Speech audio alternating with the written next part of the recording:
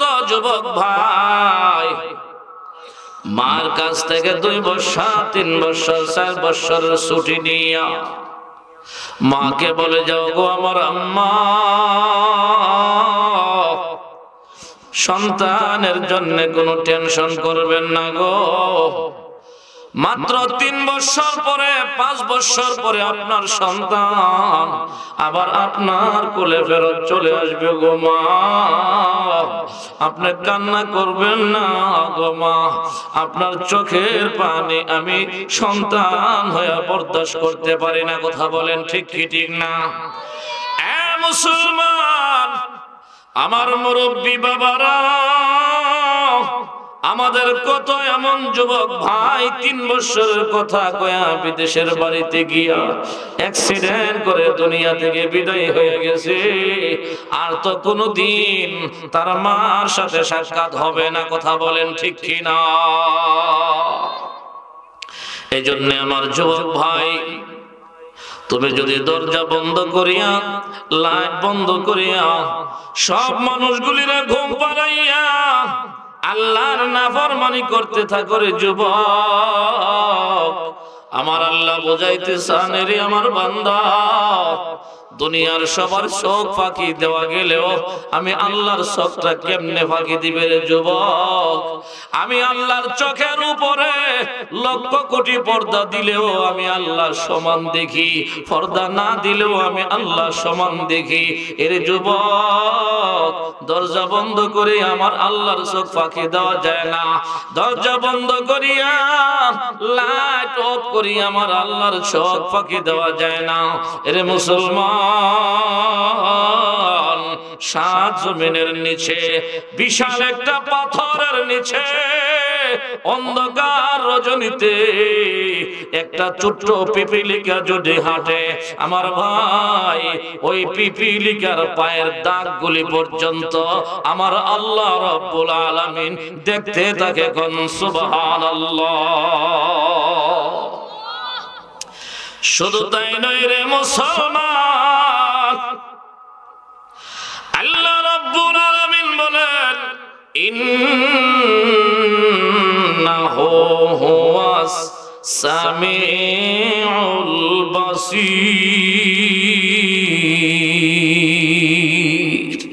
আমি আল্লাহ সব শুনি সব দেখি। কথা বলেন ঠিক কি ঠিক না? সপ্ত জমিনের নিচে পাথরের আড়ালে যদি একটা পিপিলিকা হাঁটে, পিপিলিকার পায়ের আওয়াজটা পর্যন্ত আমার আল্লাহ শুনতে পাই। সুবহান। আমার ভাই যুবক, সেই আল্লাহর চোখ ফাঁকি দেওয়া কখনো সম্ভব হবে না। কোন যুবক বিদেশে যাইতেছে, মা যদি জানতো এই সন্তান আর ফেরত আসবে না, মা সারা জীবন না খায়া মরলেও এই সন্তানরে বিদেশ দিত না। কথা বলেন ঠিক কি না? গত কয়েকদিন আগে দেখছেন বাংলাদেশের 4 জন যুবক একসাথে ট্রেনের চাকার নিচে পড়ে 4 জন 8 টুকরা হয়ে গেছে। আমার ভাই, তারা কি আর ফেরত আসবে? মার সাথে কি আর কথা বলবে ফোনে? মারে তো বলে রাখছে, আম্মা আমি বাড়িতে আসার সময় আপনার জন্য কিন্তু কানের দুল আনবো। কথা বলেন ঠিক কিনা? আব্বুর জন্য ঘড়ি আনবো, স্বর্ণ কালার গোল্ডেন কালারের ঘড়ি আনবো। কিন্তু আনতে কি পারছে? আমার যুবক, এখনো আমরা যারা আছি একটু সতর্ক সাবধান হওয়ার দরকার আছে কিনা নাই? আমি আপনাদের সম্মুখে সংক্ষিপ্ত আলোচনা করবো আমার ভাই, এরপরেই দোয়া হয়ে যাবে।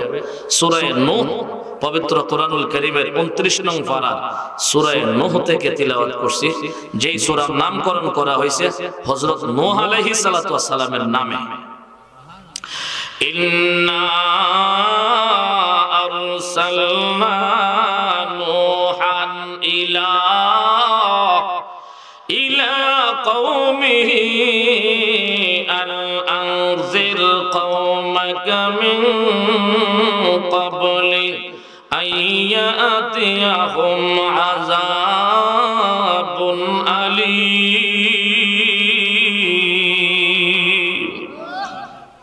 ক্বালা ইয়া কওমি ইন্নী লাকুম নাযীরুম মুবিন।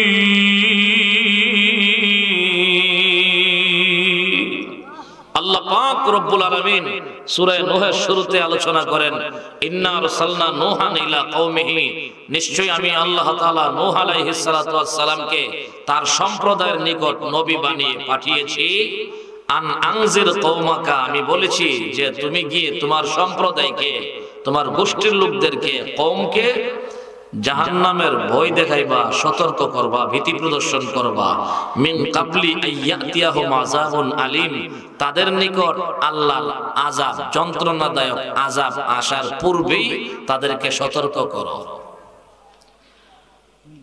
নবীদেরকে আল্লাহ পাক দুনিয়াতে পাঠিয়েছেন, প্রত্যেক নবীর দুই গুণে কোনো বেশ কম নাই, হয় বাশির এবং নাজির। বলেন বাশির এবং বাশির বলা হয় জান্নাতের সুসংবাদদাতা, আর নাজির বলা হয় জাহান্নাম থেকে ভীতি প্রদর্শনকারী।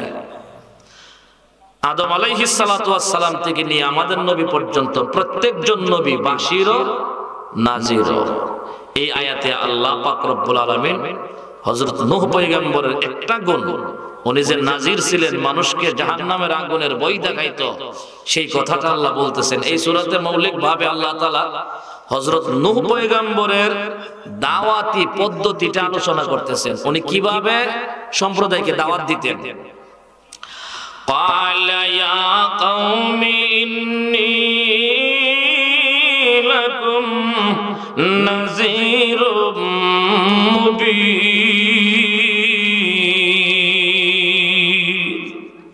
হযরত নূহ আলাইহিস সালাতু ওয়াস সালাম তার সম্প্রদায়কে বললেন, ক্বালা ইয়া কওমি, হে আমার সম্প্রদায়, ইন্নী লাকুম নাযীরুম মুবিন, নিশ্চয়ই আমি তোমাদের জন্য প্রকাশ্য সতর্ককারী, ভীতি প্রদর্শনকারী।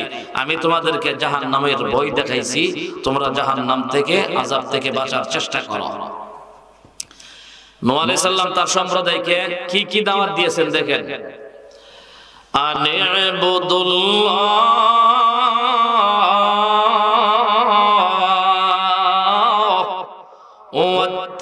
ওয়াত্তাকুহু ওয়াতিউন।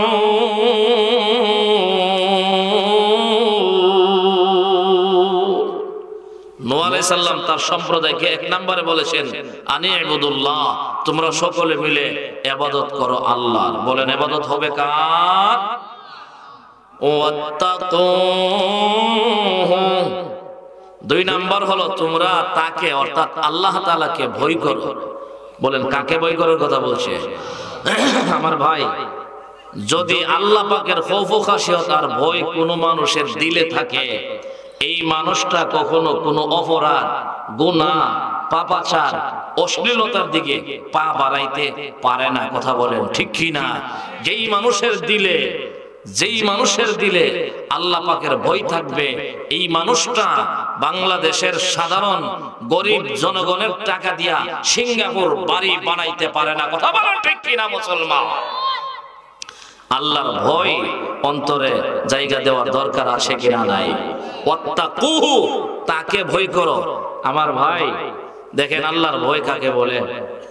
এক এলাকায় এক চোর আছেন। বলেন কি আছে? চোর। তার বয়স প্রায় 45 বছর হয়ে গেছে।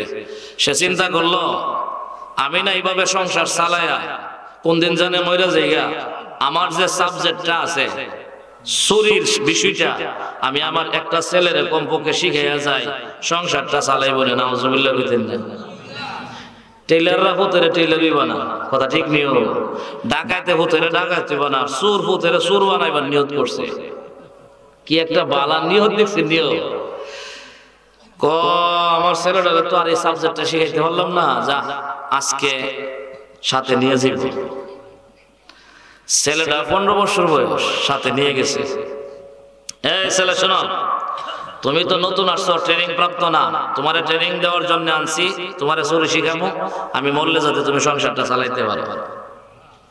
নাউজুবিল্লাহ বিতিন না? তোমার আজকের প্রথম নাম্বার দায়িত্ব হলো, আগে আমরা দেশের মানুষ তো আপনারা ভালো করে বুঝবেন, আগে হিন করতো না, হিন করে মাটি খনন করে ভিতরে ঢুকতো। বাপে বলছে আমি এখন মাটি খনন করব, আর তুমি চতুর্দিক থাকায় দেখবা কেউ আসে কিনা। যদি কেউ আসে শুধু এতটুকু বলবা, আইরি। কি বলবা? দ্বিতীয় কোনো শব্দ টব্দ কইও না। আয়েরে বলবো, তখন আমি একদিক দিয়ে দৌড় দিব, তুমি আরেক দিক দিয়ে দৌড় দিবা, দুইজন একসাথে না, ধরা পড়লে আবার দুজন ধরা পড়ে যাবে। তো তুমি দিবা একদিকে দৌড়, আমি দিব আরেক দিকে দৌড়, দুজন দৌড়াইয়া গিয়া বৈশর বাজারে একত্রিত হইব। মানে একটা বাজারের নাম কইছে, অমুক বাজারে গিয়া একত্রিত হইব। আমার ভাই, বাবা যখন মাটি খনন করতেছে করতেছে করতেছে করতেছে, হঠাৎ ছেলে ডাক দিয়া কয়, আয়েরে। কি রে? আয়েরে।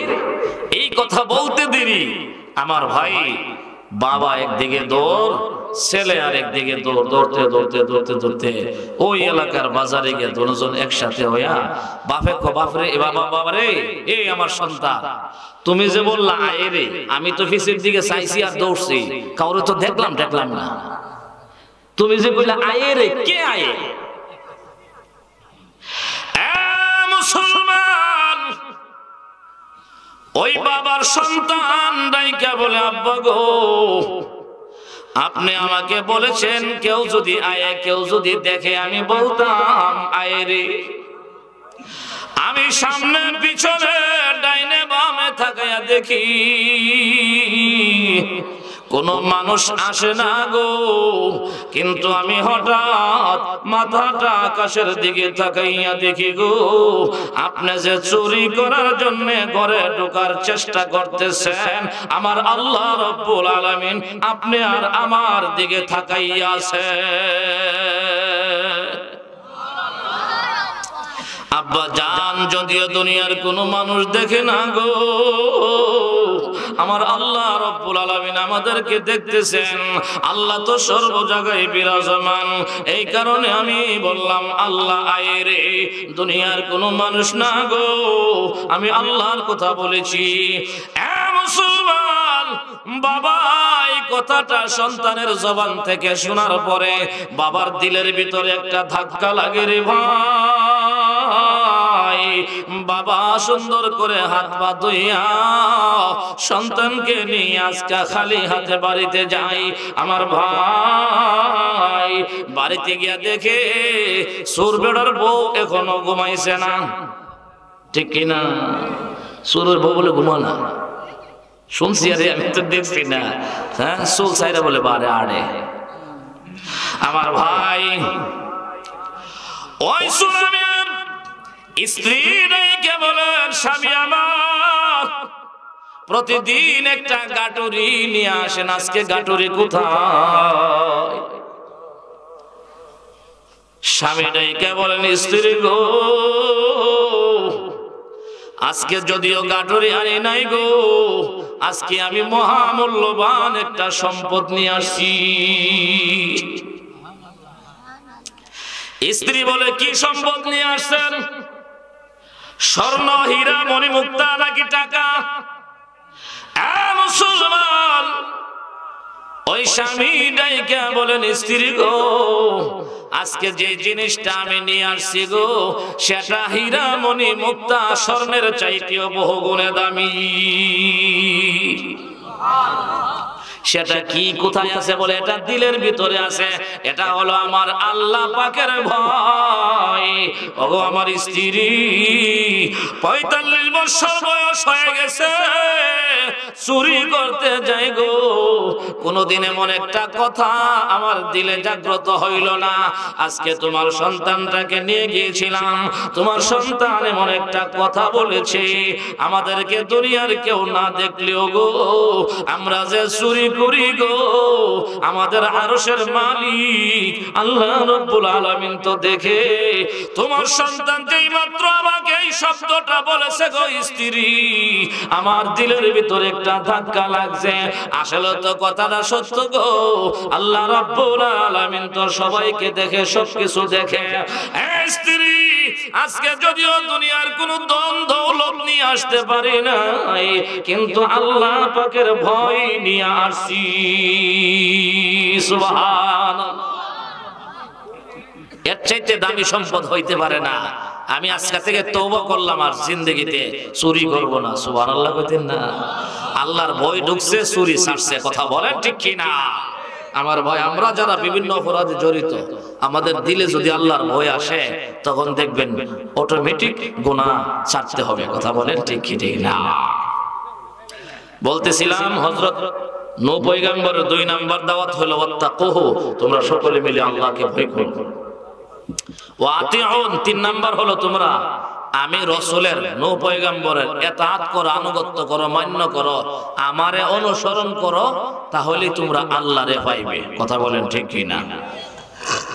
আমরা যদি লা ইলাহা ইল্লাল্লাহ মানি, মুহাম্মদুর রাসূলুল্লাহ না মানি, মুসলমান হইতে পারবো? কিয়ামত পর্যন্ত লা ইলাহা ইল্লাল্লাহ, লা ইলাহা ইল্লাল্লাহ, মুহাম্মদুর রাসূলুল্লাহ নাই, বিশ্বাসই করে না মুহাম্মদ যে আল্লাহর রাসূল, মুহাম্মদ সাল্লাল্লাহু আলাইহি ওয়াসাল্লাম যে আখিরি জামানার নবী, সাইয়্যিদুল মুরসালিন, এই লোকটা কোনোদিন মুসলমানের কাতারে নাম লেখাতে পারবে না। নূহ পয়গম্বর বললেন তোমরা আল্লাহকেও মানবা, আল্লাহর ইবাদত করবা, তাওহীদ বিশ্বাস করবা, সাথে সাথে আমি রাসূলকে আনুগত্য করতে হবে, অনুসরণ করতে হবে, রাসূলকে মান্য করতে হবে। যদি তোমরা এই 3 কাজ করতে পারো, 1 নাম্বার হলো আল্লাহ পাকের ইবাদত, অর্থাৎ আল্লাহ পাকের তাওহীদে বিশ্বাস করা, 2 নাম্বার হলো আল্লাহকে ভয় করা, 3 নাম্বার হলো আমি রাসূলের ইতাআত করা। এই 3 কাজ করলে তোমাদের লাভ কি হবে আমার আল্লাহ বলে দিয়েছেন, ইয়াগফির লাকুম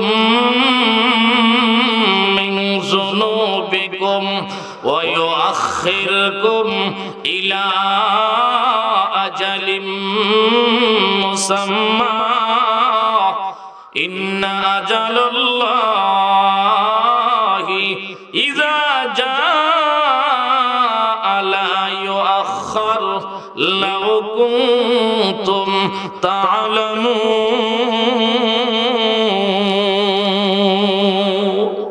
আল্লাহ পাক রব্বুল আলামিন বলেন নূহ আলাইহিস সালাম তাদেরকে ঘোষণা দিয়ে দিলেন তোমরা যদি এই 3 কাজ করতে পারো, ইয়াগফির লাকুম মিন যুনুবিকুম, আল্লাহ তাআলা তোমাদের জিন্দেগীর সমস্ত গুনাহ মাফ করে দিবেন। ওয়া ইউআখিরকুম ইলা আজালিন মুসাম্মা, তোমাদেরকে নির্দিষ্ট একটি সময় পর্যন্ত আল্লাহ হায়াত দিবেন, বাঁচায় রাখবেন। তবে জেনে রাখো নির্দিষ্ট হায়াত যেদিন ফুরিয়ে যাবে সেই দিন আল্লাহ পাক রব্বুল আলামিন আর 1 সেকেন্ড 1 মুহূর্তের সুযোগ দিবে না, সাথে সাথে মৃত্যু দান করবে। কথা বলেন ঠিক কি না? লাউ কুনতুম তা'লামুন, যদি তোমরা জানতে। ক্বালা রাব্বি ইন্নী দাআউতু কওমি লাইলাও ওয়া নাহারা। নূহ আলাইহিস সালাম আল্লাহকে বললেন আল্লাহ আমি শত শত বছর যাবত দাওয়াত দিতেছি। কয় বছর? শত শত বছর যাবত দাওয়াত দিতেছি। আমি রাত্র দিনে দাওয়াত দিয়েছি, ফালাম ইয়াজিদহুম দুআই ইল্লা ফিরারা। আমার দাওয়াতে, আমার আহ্বানে, আমার ডাকে কোনো কাজ হয় নাই, তারা শুধু আমাকে দেখলে পলায়ন করে দূরে থাকে, আমার কাছেও আসে না, দাওয়াতও শুনে না, মুসলমান হয় না। আমি নূহ পয়গম্বর আপনি আল্লাহর কাছে জানতে চাই আমার ভবিষ্যতে আমার দাওয়াতের মাধ্যমে কোন মানুষ কালিমা পড়বে কি পড়বে না, আমার ডাইরেক্ট জানাই দেন আপনি। আমি যে এত বছর দাওয়াত দিতেছি মাত্র 82 জন মানুষ মুসলমান হয়েছে মাত্র। আমার ভবিষ্যতের দাওয়াতে কেউ মুসলমান হবে কিনা, কেউ কালিমা পড়বে কিনা আল্লাহ তাআলা জানিয়ে দিয়েছেন। হে নবী, হে নূহ পয়গম্বর, ভবিষ্যতে আপনার দাওয়াতে আর কোনো কাজ হবে না, কেউ মুসলমান হবে না। আমার ভাই এই কথা শুনতে দেরি নূহ পয়গম্বরের মেজাজ গরম হয়ে গেছে। নূহ আলাইহিস সালাতু ওয়াস সালাম রাগ হয়ে গেলেন, অসন্তুষ্ট হয়ে গেলেন। আল্লাহ শত শত বছর দাওয়াত দিলাম, তারা মুসলমান হই না, ভবিষ্যতেও দাওয়াতে কোনো কাজ হবে না, তাদেরকে দুনিয়াতে রাখা লাভ কি? ধ্বংস করে দেন। এই সূরার 26 নং আয়াতে আমার আল্লাহ পরিষ্কার করে বলে দিয়েছেন নূহ আলাইহিস সালাম কওমের উপর, কাফের বেঈমান মুশরিকদের উপর অসন্তুষ্ট হইয়া আমার আল্লাহর কাছে দোয়া করেছেন। ওয়া ক্বালা নূহুর রাব্বি লা তাযার আলাল আরদি মিনাল কাফিরিনা দাইয়ারা। হে আল্লাহ, কাফের বেঈমানদের একটা ঘর বাড়িও আর রাখবেন না, সব আপনি নিঃশেষ করে দেন, ধ্বংস করে দেন। নূহ আলাইহিস সালাম নবী হইয়া উম্মতের প্রতি অসন্তুষ্ট হয়ে আল্লাহর কাছে বদদুয়া দিবেন, আল্লাহ পাক রব্বুল আলামিন আর দেরি করলেন না, ডাইরেক্ট নূহ পয়গম্বরের বদদুয়া কবুল করে নিয়েছে। আল্লাহ নবীজির জানাইও দিয়েছেন, হে পয়গম্বর নূহ, আমি আসলে কাফের বেঈমানদের কোনো বাড়ি ঘর রাখবো না, ধ্বংস করে দিব। নূহ আলাইহিস সালাম বলতেছেন, আল্লাহ আপনি যে তাদেরকে ধ্বংস করে দিবেন, তাদের সাথে নিয়ে আবার আমরা বসে যাই, আমাদের বাঁচার উপায় কি? আমার যে ৮২ জন উম্মত আছে। আল্লাহ তাআলা বললেন, নূহ আমি তোমার গোটা বেঈমান কাফের মুশরিকদেরকে আমি মহাপ্লাবন বন্যা দিয়ে মারবো, জলোচ্ছ্বাস দিয়ে মারবো, পানি দিয়ে মারবো। সুতরাং আপনি পানির থেকে বাঁচতে হইলে একটা জাহাজ তৈরি করেন। সুবহানাল্লাহ বলতেন। নূহ আলাইহিস সালাম বললেন, আল্লাহ কিসের জাহাজ? বলে কাঠ দিয়ে জাহাজ তৈরি করো। কি কাঠ? শাল কাঠ। কাঠ কোথায় পাবো? আমি আল্লাহ জিবরাইলের মাধ্যমে এই গাছের চারা পাঠাই দিতেছি। সুবহানাল্লাহ বলতেন না?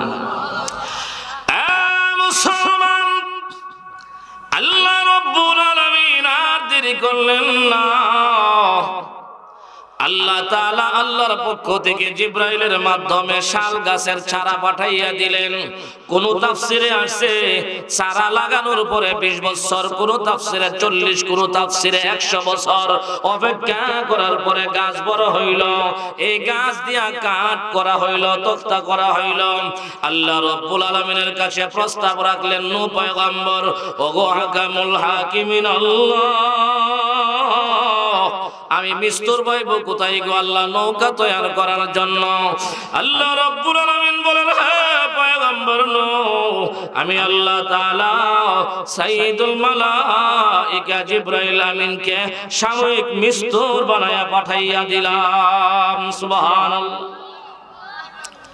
জিবরাইল তোমার জাহাজ তৈরি করে দিবে।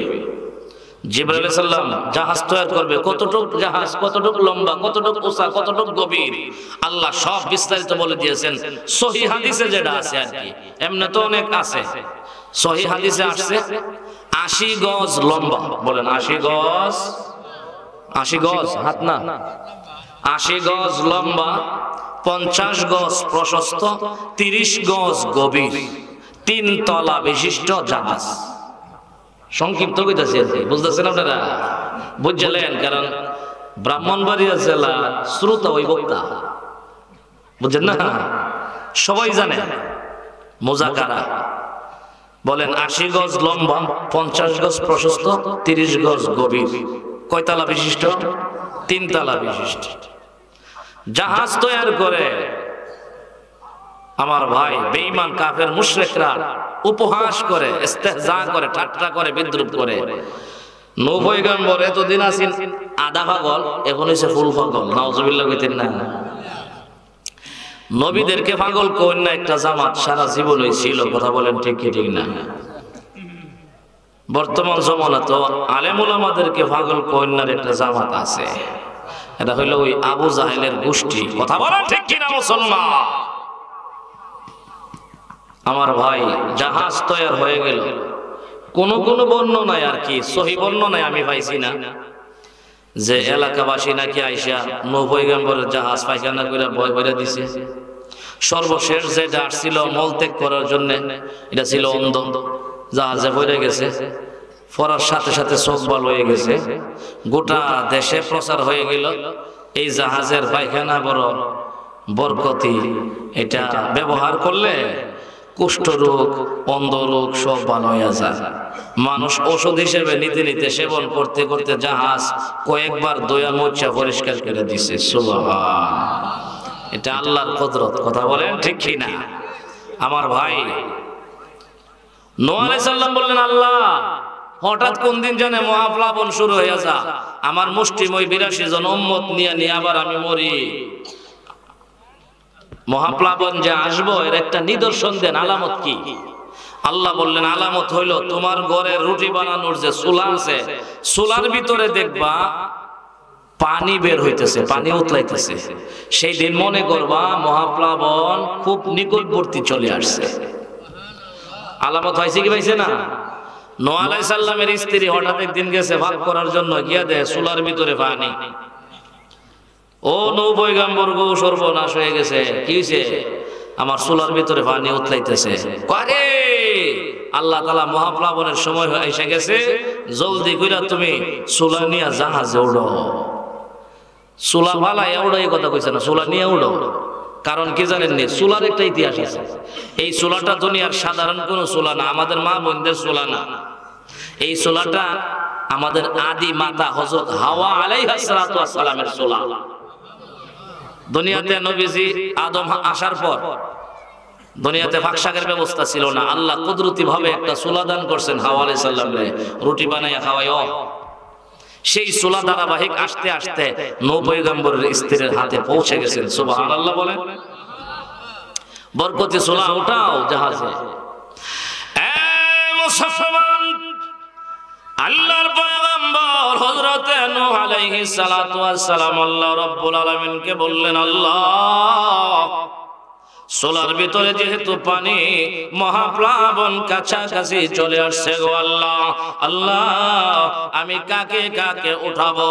আল্লাহ রাব্বুল আলামিন বললেন, এর পয়গম্বর নূহ, তুমি আমার প্রত্যেকটা মাখলুকাত থেকে, প্রত্যেকটা প্রাণী থেকে এক জোড়া করে, একটা পুরুষ আর একটা নারী, একটা পুরুষ আর একটা নারী, এইভাবে প্রাণী জগৎ থেকে তোমার জাহাজে উঠাইতে থাকো। প্রথম নাম্বার তলাতে হিংস্র প্রাণী, দ্বিতীয় নাম্বার তলাতে হালাল প্রাণী, তৃতীয় নাম্বার তলাতে আশরাফুল মাখলুকাত মানুষগুলির রাখবা। এর ভয় মুসলমান, হযরত নূহ আলাইহিস সালাতু ওয়াস সালাম আল্লাহ রাব্বুল আলামিনের কাছে দরখাস্ত করলেন, আল্লাহ কোনটা নারী কোনটা পুরুষ আমি তো মানুষের মধ্যে চিনি, হাঁস মুরগের মধ্যে চিনি, কিন্তু আপনার মাখলুকাত তো একটা দুইটা না, হাজার হাজার হাজার হাজার আইটেমের মাখলুকাত আছে। আল্লাহ সবগুলির কোনটা বেটা কোনটা বেটি আমি তো চিনি না। আমিন বলে দিলেন, হে পয়গম্বর নূহ, তুমি দুইটা হাত প্রসারিত করে দাও গো, দুইটা হাত সরাইয়া দাও। যে প্রাণীটা তোমার ডান হাতের দিকে আসে এই প্রাণীটা হইল পুরুষ, যে প্রাণীটা বাম হাতের দিকে আসবে এই প্রাণীটা হইল নারী। এইভাবে তুমি একটা নারী আর একটা পুরুষ জোড়া জোড়া তুমি তোমার জাহাজের ভিতরে উঠাইয়া নাও। আরে মুসলমান, তাফসীরের কিতাবের ভিতরে আসছে, আউয়ালু মান দাখালাস সাফিনা আন-নামলা, সর্বপ্রথম জাহাজে ওঠার জন্য চলে আসছে পিপিলিকা। সুবহানাল্লাহ। কে আসছে? কে আসছে? পিপিলিকা। আউয়ালু মান দাখালাস সাফিনা আন-নামলা, সর্বপ্রথম পিপিলিকা আসছে। আয়েশা কইতাছে, হুজুর আমারে জলদি উড়ান, বন্যার আগে যে বাতাস, সে বাতাসে আমি সহ্য করতে পারবো না। কথা বলেন ঠিক কি না? আমার বাসায় যে কই লয়ে যাব, জলদি করে উড়ান। আমার ভাই, পিপিলিকারও অনেক কিছু আছে আলোচনা, তো সংক্ষিপ্ত করতেছি। পিপিলিকাকে উঠাইলেন। 2 নম্বরে আসছে সাপ। কি আসছে? আল্লাহর নবী নূহ আলাইহিস সালাম কো, সাপ তোরে আমি উঠাইতে পারবো এমনি আমার উম্মতি 82 আর সাপ হইল 20 সাপ, তোদেরকে উঠাইলে সর্বনাশ হয়ে যাবে। আল্লাহ তাআলা বললেন, হে নবী পয়গম্বর নূহ, তুমি সাপরে উড়াইতে হবে। সাপ তো আমি আল্লাহর একটা মাখলুক। সুবহানাল্লাহ। তবে এতটুকু নিশ্চয়তা আমি আল্লাহ দিতে পারি, যে সাপরে উড়াইবা এই সাপের বিষ যতদিন সে তোমার জাহাজের ভিতরে থাকবে ততদিনের জন্য আমি আল্লাহ বিষ উঠাইয়া নিয়ে গেলাম। সুবহানাল্লাহ। সারাদিন কামড়াইলে কোনো অসুবিধা হবে না। সেই ক্ষমতা আমরা আল্লাহর আছে নিও। আরে ভাই, বিশ্বাস আছে কিনা? নয়, আমাদের আল্লাহর সেই ক্ষমতা আছে। বিষ উঠায় নিয়ে গেছে। কেউ আগুনে জ্বলে কি জ্বলে না? কই ইব্রাহিম পয়গম্বর আগুন তো জ্বালাইল না। আগুনটা জ্বালানোর ক্ষমতা দিয়েছেন কে? ইব্রাহিম পয়গম্বর যে আগুনে, নমরুদের আগুনের আল্লাহ সাবধান করে দিছে যে তোমার জ্বালানির ক্ষমতা দিছে আমি আল্লাহ, জ্বালানোর ক্ষমতা নিয়ে গেলাম আমি আল্লাহ। সুবহানাল্লাহ। সরিয়ে কাটে নিঃসন্দেহে লক্ষ লক্ষ গরু জবাই করি। কথা বলেন ঠিক না? ইসমাইলের গলাও কাটলো না, একটা পশমও কাটলো না। ব্যাপারটা কি? আল্লাহ কসরি সাবধান, কাটার ক্ষমতা দিয়েছি আমি আল্লাহ, সাবধান করে দিয়েছি আমি আল্লাহ, ইসমাইলের গলা কাটতে পারবে না। কথা বলেন ঠিক কি না? সাপ তোমার আদর করে উড়াইতে সিটি হই, তোমার বিষ আমি আল্লাহ উঠায় নিয়ে গেলাম। সুবহানাল্লাহ কইতেন না? 3 নম্বরে আসছে বনের রাজা সিংহ। বলেন কে আসছে? সিংহ। নূহ আলাইহিস সালাম আল্লাহ সাপ যেমন তেমন, সিংহরে উড়ানো সম্ভব না, আর আমার জাহাজে উঠাইবই না। আল্লাহ তাআলা বলেন নূহ পয়গম্বর উঠাইয়া নেন, এও তো আমার একটা মাখলুক। সুবহানাল্লাহ। বেফায়দা অনর্থক তো আমি আল্লাহ এগুলির সৃষ্টি করছি না। কথা বলেন ঠিক কি ঠিক না? তবে আমি আল্লাহ সিস্টেম করতেছি। সিস্টেমটা কি? সিংহের গায়ে আমি আল্লাহ এত পরিমাণে জ্বর দিয়ে দিব, জ্বর, যে সিংহ যতদিন আপনার জাহাজে থাকবো এর নিজের খবরই থাকতো না, মানুষের কামড়াইব কোন সময়। তাফসীরের কিতাবে মুফাসসিরিন কেরাম লেখছেন এই পৃথিবীতে সর্বপ্রথম জ্বর নামক রোগটা দেখা দিছে ওই সিংহের গায়ে। এর আগে জ্বর আসেন না, এখন জ্বর আছে কিনা নাই? জ্বর যদি 104 103 হয়ে যায়, ব্রাহ্মণবাড়িয়া শহরের রসমালাই আইনা দিলেও যে একটা তিতা রে, ঠিক নিও।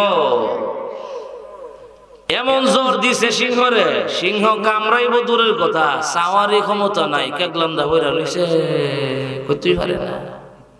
সুবহানাল্লাহ বলেন না? এই ক্ষমতা আমরা আল্লাহর আছে নিও। লা ইলাহা ইল্লাল্লাহ, লা ইলাহা, জোরে জোরে লা ইলাহা ইল্লাল্লাহ,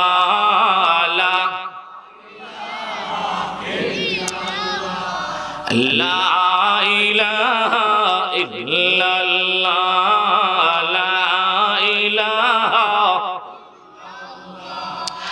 আসমান জমিন গায়রুল্লাহ, পাহাড় পর্বত গায়রুল্লাহ, আমার মাবুদ শুধু এক আল্লাহ, কালা ইলাহা ইল্লাল্লাহ, লা ইলাহা, জোরে লা ইলাহা ইল্লাল্লাহ, লা ইলাহা, লা ইলাহা ইল্লাল্লাহ, লা ইলাহা ইল্লাল্লাহ, মুহাম্মাদুর রাসূলুল্লাহ সাল্লাল্লাহু আলাইহি ওয়াসাল্লাম। আমার ভাই কি উঠাইলেন? সিংহ। সিংহকে উঠাইছে জ্বর। 4 নাম্বার, ওয়া আখিরু মান দাখালা সাফিনা আল হিমার, সর্বশেষ আসছে গাধা। কে আসছে? গাধা। নবী নূহ আলাইহিস সালাম কো, ওই তুই এত দেরি কেন? কই জন্যই তো আমার নাম গাধা। বুঝলেন না? আমার নাম গাধা, আমার বুঝ হইল আদা, এই কারণে পরে আসছে। ওর জলদি উঠ। গাধা এমন এক লাফ দিছে, লাফ দিয়া 2 পাও, সামনের 2 পাও জাহাজের ভিতরে আর পিছনের 2 পাও জাহাজের বাইরে লটকাই রয়েছে। কথা বুঝলেন না? ঝুলন্ত। নূহ আলাইহিস সালাম ধমক দিয়ে, এক গাধা তুই উঠবে ঝুলন্ত কেন? আমার তো কোনো দোষ নাই নবী, আমার পিছনের দিকে তাকায় দেখেন, কেডা জানে আমার ভাও ঝুলে রইছে, ধরে রাখছে। নূহ আলাইহিস সালাম সাহেব দেখে, বাবা রে, এটা আসল না, ইবলিস, ইবলিস, ইবলিস, শয়তান গাধার লেজে ধইরা অথবা পায়ে ধইরা ঝুললে আছে। নূহ আলাইহিস সালাম কয়ে, সাবধান করে দিলাম, ইবলিস দূরে যা, তোরে আমি উঠাইব না, তোর কারণে যা হইছে। ঠিক নেই? 900 বছর দাওয়াত দিছি, কিরে মুসলমানও না করে, তোর অসহাসার কারণে মানুষ মুসলমান হইছে না, তোরে আমার জাহাজে জায়গা নাই, যা এখান থেকে, গাড়া উঠ। আমার ভাই শয়তান কো, আমি আপনার জাহাজে উঠবই উঠবো। ওরে খোদা, কেন? কো কেন কেন কইতাম না, তোমার আল্লাহ রেজি গাও। সুবহানাল্লাহ কইতেন না? শয়তান হন আল্লাহ লয়ে গেছে, আমি কইতাম না, কথাটা আল্লাহ কইব। বুঝতেছেন আপনারা? মুসলমান, নূহ পয়গম্বর আল্লাহ রাব্বুল আলামিনকে জিজ্ঞাসা করেন, প্রভু গো, আমি তো ইবলিস রে আমার জাহাজে উঠাইতে পারি না, এই জাহাজ হইল ইমানদারদের জাহাজ। এখানে শয়তান উঠতে পারে না, ইবলিস উঠতে পারে না। এমনিতে আমার আল্লাহ জবাব দিয়ে পয়গম্বর ইবলিসরেও তোমার জাহাজে উঠাইতে হবে। কেন উঠাইতে হবে জানোনি? আমি যখন ইবলিসরে লানতের তখতা দিয়েছিলাম, ইবলিসরে যখন চিরস্থায়ী জাহান্নামী বলে ঘোষণা দিয়েছিলাম, ইবলিস বড় চালাক। সেই দিন ইবলিস আমার কাছে 3টা দরখাস্ত করছিল। এর মধ্যে একটা দরখাস্ত হলো, আল্লাহ কিয়ামত পর্যন্ত আমারে হায়াত দিয়া দাও। কথা বলেন ঠিক কি ঠিক? ইবলিস আমার কাছে হায়াত চাইছিল কিয়ামত পর্যন্ত।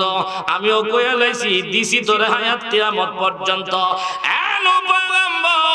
আপনার মহাপ্লাবনের ভিতরে যদি এই ইবলিস মারা যায় গো, আমি আল্লাহ পাকের ওয়াদা লঙ্ঘন হয়ে যাবে। কথা বলেন ঠিক কি ঠিক না? আমি আল্লাহ ওয়াদা দিছি তোর হায়াত কিয়ামত পর্যন্ত। এখন যদি মহাপ্লাবনের দ্বারা মারা যায়, তোমার জাহাজে না উড়াও, আমি আল্লাহর ওয়াদা লঙ্ঘন হবে। এই কারণে তো সাহস করে ইবলিসে কইছি আল্লাহরে জিগাও। সুবহানাল্লাহ কইতেন না? আমার ভাই ইবলিস যেই বেশ ধরছে, নবয়গম্বর আর বাঁচতারছে না। কথা বলেন ঠিক কি না? এরে মুসলমান, তবে ইবলিস যতদিন জাহাজে ছিল রে ভাই, তাফসীর কিতাবে লেখছে একটা মানুষের ওয়াসওয়াসা দিছে না। জাহাজের ভিতরে দিছে না, কারণ জান বাঁচত না তো, বাইরে আড্ডি ভেঙে গেলে নবয়গম্বর সাথে আছে। তবে এই উম্মত গুলিও জাহাজ থেকে নামার পরে তাদেরকে ওয়াসওয়াসা দিয়া অনেকের দিয়ে ওই নাফরমানি করাইছে। তোর রে ফাঁসি না করে নবয়গম্বর কাছে বসা আছেন।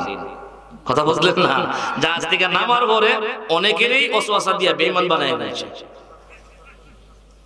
আমার ভাই শয়তানের কাজই হলো 24 ঘন্টা ওয়াসওয়াসা দেওয়া। কথা বলেন ঠিক কি ঠিক না? আর আমাদের কাজ হলো শয়তানের ওয়াসওয়াসা থেকে বেঁচে থাকা। বাঁচতে পারলে জান্নাত, না বাঁচতে পারলে জাহান্নাম। কথা বলেন ঠিক কি ঠিক না? আমার ভাই সংক্ষিপ্ত বলতেছি, শেষ করে দিব ইনশাআল্লাহ। আপনাদের কষ্ট হইতেছে মুরব্বীরা? হ্যাঁ হ্যাঁ, একবার এমনে বইতেছে, আবার এমনে বইতেছে, কষ্ট হইতেছে তো, নিচে দিয়া ঠান্ডা উঠতেছে। এটা তো বাস্তব কথা।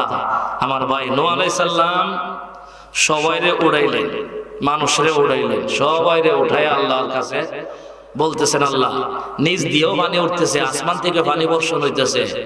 মুহূর্তের ভিতরে মহাপ্লাবন। নূহ আলাইহিস সালামের 4 ছেলে আছেন। কয় ছেলে? হাম, সাম, ইয়াফিস, কেনান। হাম, সাম, ইয়াফিস 3 জন দৌড়ে আয়েশা জাহাজে উঠছে। কেনান না আর জাহাজে উড়ে না। নূহ আলাইহিস সালাম কয়, পুত্রে জলদি আ, জলদি আ, জলদি আ, যে মহাপ্লাবন আইতেছে তুই মরবে। হে কো, আমি সারা জীবন শুনছি না আপনার কথা, আর এখন আর হইনা লাভ নাই, আমি উঠবো না জাহাজে। আমারে মহাপ্লাবনে কোনো ক্ষতি করতে পারবে না। নাউজুবিল্লাহ বিতেন না। আরে পানি আসবো তো, পানি আসলে আমি পাহাড়ের উপরে গিয়ে বসে থাকবো। আমার ভাই তাফসীর কিতাবে লেখছে, গোটা পৃথিবীতে সবচাইতে সর্বোচ্চ যে পাহাড়, সেই পাহাড়ের উপরেও 15 গজ 30 হাত পানি হয়েছিল। তাহলে কি কেনান বাঁচতে পারবো? কেনান পাহাড়ের উপরে উঠছে ঠিক, কিন্তু প্রথম নাম্বার যে ঢেউ, তরঙ্গমালা, এই ঢেউ আসিয়া কেনান্নারে ভাসাইয়া নিয়া ধ্বংস করে দিছে। মুসলমান, আল্লাহর নবী হযরত পয়গম্বর নূহ আলাইহিস সালাতু ওয়াস সালাম আল্লাহ রাব্বুল আলামিনকে বললেন, প্রভু গো, আমার এত বড় জাহাজ, আমার কিস্তি চলার জন্য আমার তো কোনো ইঞ্জিন নাই, মেশিন নাই, তেল নাই, হ্যান্ডেল নাই, কিচ্ছু নাই। এমনিতে আমার আল্লাহ জানায় দি, পয়গম্বর আমি আল্লাহ রাব্বুল আলামিন আপনাকে কুদরতি একটা ইঞ্জিনের ব্যবস্থা করে দিচ্ছি। সুবহানাল্লাহ। আল্লাহ রাব্বুল আলামিন ডাইকে বলেন, হে নূহ পয়গম্বর, আপনি একটা দোয়া পড়তে দেরি, আপনার জাহাজটা এই মহাসাগরের ভিতরে চলতে দেরি করবে না। দোয়াটা কি? বিসমিল্লাহি মাজরে হাওয়া মুরসাহা ইন্না রাব্বি লাগফুরুর রহিম। আল্লাহু আকবার। বলে? আল্লাহ তাআলা শিখিয়ে দিলেন পয়গম্বর, এই দোয়াটা আপনি যখন কিস্তি চালানোর ইচ্ছা করবেন দোয়াটা পড়বেন, আপনার নৌকা চলতে আরম্ভ করবে গো নবী। আবার যখন কিস্তিটা বন্ধ করার জন্য, আটকানোর জন্য নিয়ত করবেন, এই দোয়াটা পড়লে আবার বন্ধ হয়ে যাবে। কোন সুবহানাল্লাহ। আরে ভাই মুসলমান, হযরত নূহ আলাইহিস সালাতু ওয়াস সালাম আল্লাহর কাছ থেকে দোয়াটা শিক্ষা এমনি স্টার মারছে নৌকাটাকে। আল্লাহর পয়গম্বর বলেন, হ্যাঁ আমার কিস্তি, আমার জাহাজ, সর্বপ্রথম তুমি যাইবা আল্লাহর ঘর খানায় কাবা মক্কা নগরের দিকে। আগে আমি আল্লাহর ঘর তওয়াফ করব রে, এরপরে আমি অন্য দিকে চলে যাব। আরে ভাই মুসলমান, সহি তাফসীরের ভিতরে আসছে বিশাল মহাপ্লাবন পানির ভিতরে কাবা শরীফ কোথায় ছিল? আল্লাহ রাব্বুল আলামিন আল্লাহর ঘর খানে কাবার আজমত আর শ্রেষ্ঠত্বের কারণে আমার আল্লাহ খানে কাবা নামক ঘরটা নূহ পয়গম্বরের মহাপ্লাবনের সময় ৪র্থ নাম্বার আকাশে আমার আল্লাহ নিয়ে রেখে দিয়েছিলেন। আমার ভাই, বন্যা যাওয়ার বহুদিন পরে আল্লাহ রাব্বুল আলামিন আবার খানে কাবাকে যথাস্থানে পাঠিয়েছিলেন। আরে মুসলমান, আল্লাহর পয়গম্বর নূহ আলাইহিস সালাতু ওয়াস সালাম এই নৌকা নিয়ে যাইতে যাইতে আল্লাহর ঘর খানে কাবার আন্দাজ কইরা চতুর্দিকে তওয়াফ করলেন 7 বার। কয়বার? আরে ভাই মুসলমান, একটা হাদিসের ভিতরে পাইলাম একজন মানুষ যদি 50টা তওয়াফ তার জিন্দেগিতে কাবা শরীফ 50টা তওয়াফ করতে পারে, আমার আল্লাহ তার জিন্দেগানির গুনাহ মুহূর্তের ভিতরে মাফ করে দেয়। আল্লাহ মক্কা মদিনা যাওয়ার সবাইরে তৌফিক দান করুন। নূহ পয়গম্বর জাহাজটা নিয়া আল্লাহর ঘর খানে কাবা 7টা চক্কর লাগাইলেন, 7টা চক্কর। এরপরে আমার আল্লাহর ডেকে বললেন, প্রভু গো, এখন আমি আমার জাহাজ নিয়ে কোথায় যাব? এক একটা তরঙ্গমালা গো, এক একটা ঢেউ তো ছোট বড় না। আমার আল্লাহ কোরআনের আয়াতের ভিতরে বলেছেন, কাল জিবাল, এক একটা ঢেউ এক একটা পাহাড়ের সমপরিমাণ। পাহাড় আছে না পাহাড়? আপনার তো ঢেউ চিনে নই, ঠিক না? ঢেউ কতজনের বাড়ি ভাঙছে? আমার ভাই, আগে তো ঢেউরে মানুষ যেই ডরে নেই ডরাইতো, এখন আর ডরে না, পানি আয় না। কথা ঠিক নেই? ঢেউ আইব করতে বুড়া বাড়িতে ঢেউ দেখছে, ঢেউ আইসে একবারে বাড়িতে এই বাতের ফাতিল লাগছে। কথা ঠিক নেই? এমন ঢেউ আল্লাহ, এখন আর ঢেউ নাই। এত বড় ঢেউ কোরআন শরীফে আছে যে পাহাড়ের চাইতে বড়। সুবহানাল্লাহ, এত বড় ঢেউ। প্রভু আল্লাহর ঘর 7 বার তওয়াফ করলাম, এখন আমি আমার জাহাজ নিয়ে কোন দিকে যাব? আল্লাহ রাব্বুল আলামিন বলে দিয়েছেন, নূহ পয়গম্বর আপনি মনে ডরাইতেছেন?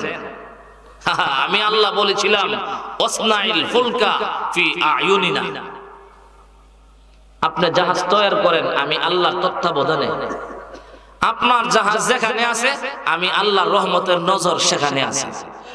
ডরায়েন না, ভয় পাইয়েন না। আপনি এই জাহাজটা নিয়ে তাম পৃথিবী ভ্রমণ করেন। কোন সুবহানাল্লাহ।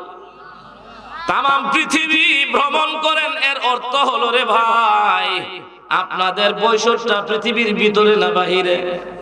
তাইলে বৈশরও আইছে। সুবহানাল্লাহ বলেন না? আপনারা দিকে গেছে আমার ভাই। তাম পৃথিবী ভ্রমণ করার পরে আল্লাহ রাব্বুল আলামিনকে বলেন, আল্লাহ এখন তো পানি আস্তে আস্তে কমা ধরছে, আল্লাহ এখন আমি আমার জাহাজ নিয়ে কোন দিকে যাব? আল্লাহ রাব্বুল আলামিন বললেন, হে পয়গম্বর নূহ, ইরাকে একটা পাহাড় আছে জুদি নামক পাহাড়, ওই পাহাড়ের দিকে তুমি চলে যাও, সেখানে গিয়ে তুমি অবতরণ করো। আমার ভাই, পানি কমতে কমতে কমতে কমতে পানি যখন শুকিয়ে গেল, আল্লাহর পয়গম্বর জাহাজ নিয়ে তখন ওই জুদি নামক পাহাড়ের কাছে চলে গেলেন। মুসলমান, সেখানে যাওয়ার পর আল্লাহর পয়গম্বর হযরত নূহ আলাইহিস সালাতু ওয়াস সালাম একটা কাক পাঠায়া দিলেন। কাক কি কাওয়া চিনেন না আপনারা? কাক পাঠাইছেন, এই তুই গিয়ে দেখ রাস্তাঘাট শুকাইছিলি, নিচে নামলে অবতরণ করলে হাঁটা যাইব না, একবার কাদার ভিতরে ঢুকে যাবো গা। কাক পাঠাইছে, কাক আর ফিরে আসে না। নূহ আলাইহিস সালাম কয়, এই কবুতর তুই যা। কবুতর পাঠাইছে। 2 নম্বরে কারে পাঠাইছে? কবুতরকে পাঠাইছে। কবুতর সাথে সাথে সংবাদ এনে নূহ পয়গম্বরকে জানাই দিলেন, হ্যাঁ আলহামদুলিল্লাহ রাস্তাঘাট শুকিয়ে গেছে, কাদা টাদা নাই, সুন্দর পরিবেশ, নিচে অবতরণ করলে হাঁটা চলা করতে কোনো আর অসুবিধা নাই। কবুতরে মুহূর্তের ভিতরে সংবাদ পৌঁছিয়ে দিল। নূহ আলাইহিস সালাম কবুতরের কাছ থেকে সংবাদ শোনার পরে কাক আইছে উড়তে উড়তে, আয়া কো হুজুর শুনবেন নি? তুই আর শোনার লাগতো না, আমি শুনে লইছি। এতক্ষণে আইছস। কাকরে বলতেছেন, এই কাক পাঠাইলাম আগে আইলে পরে, আর কবুতর রে পাঠাইলাম আগে আইলো তোর আগে, ব্যাপারটা কি? কাক বলতেছেন, হুজুর বেয়াদবি মাফ করেন, আপনি জন আমারে পাঠাইছেন, আমি জমিনে গিয়ে দেখি ফসা গরু, ফসা মহিষ, ফসা ছাগল, ফসা বেড়া, ফসা ওট, এটার থেকে এক লোকমা খাই, এটার থেকে আরেক লোকমা খাই। আমি তো লোভী, আমার লোভ মানায় রাখতেছি না, এক লোকমা করে খায়া সারতে পারছি না, এরপরও আয়া পড়ছি। বুঝছেন না? আল্লাহর নবী নূহ আলাইহিস সালাম বললেন, কাক তুই লোভী হওয়ার কারণে, বেশি লোভী হওয়া ভালো না, কথা বলেন ঠিক কিনা?